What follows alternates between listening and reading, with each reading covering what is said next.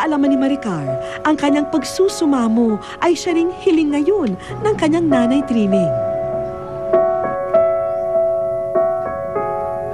Bakas na sa mukha ang mga kulubot, katumbas ng ilang taong paghihintay sa anak.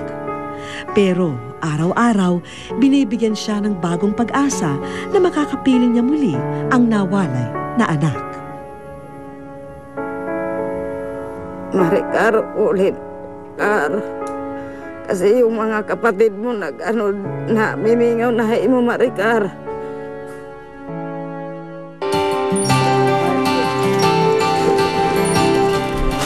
Na ang paggawa ni na Maricar at ng iba pang kasamahan ng mga material para sa iba't ibang dekorasyon. Tambak na raw kasi ang mga order dahil sa mga nalalapit na selebrasyon. Kailangan din na dekalidad ang mga gawa nila. Kaya si Maricar, doble ingat ang pagbusisi sa mga nagawang bolang styro. Pero parang may naligaw na kakaibang bola. Wish ko lang. Ayaw ka buto. Ha?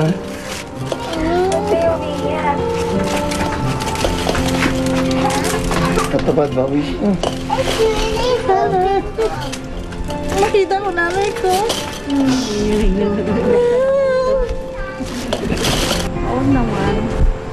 Hindi inakala ni Maricar na mapapaaga pala ang kanyang bakasyon. Ngunit may magandang pakay naman ang pagliban niya sa trabaho. Kung sige niya nga natin talagang parents niya. Napakahalaga nun. Ngayon kasi may pamilya siya, 2 na anak. Eh, lumalaki na, 14 years old eh. So, another 14 years old doon sa apo eh. Napakalaking bagay nun. Makita yun ng magulang niya, ng mga kapatid niya. Salamat talaga kasi kung wala kayo, hindi niyo ako masano. Noong mga panahon na yun, hindi ko alam kung nasaan ako. Hindi ko alam kung ano nangyayari sa buhay ko.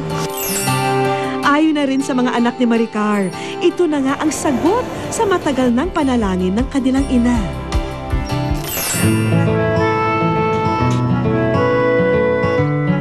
Paglapag sa Samar, dito muna namin pinatuloy ang mag-iina. Hindi na raw kasi kabisado ni Maricar ang dating address, kaya minabuti muna ng aming staff na magtanong-tanong muna sa lugar. Kinakabahan nga ako eh. May kabugman sa dibdib, desidido pa rin siyang hanapin ang pamilya. Kaya nagpa siya si Maricar na siya na mismo ang maghahanap sa address na aming nakuha. Hanggang sa dito kami dinala ng tricycle driver.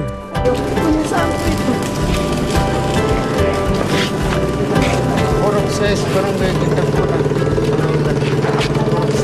May proses kita po na natin.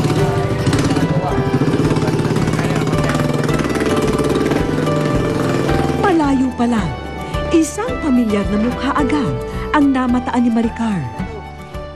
Wish ko lang. Sa aming pagbabalik, Pakiramdam ko, hindi niyo ako mahal. Lagi si ate. Hindi naman an ate mo, ikaw man an ano ko, ikaw man an ano, hindi nga ako naglalaban ng damit ko, ikaw ang palagi an ano, paglinis ng bahay, ikaw nagtampo ka yata sa kuya mo kasi yun lang ang pinapaaral ko. Madali lang siyang ibigin. Pero ito, madali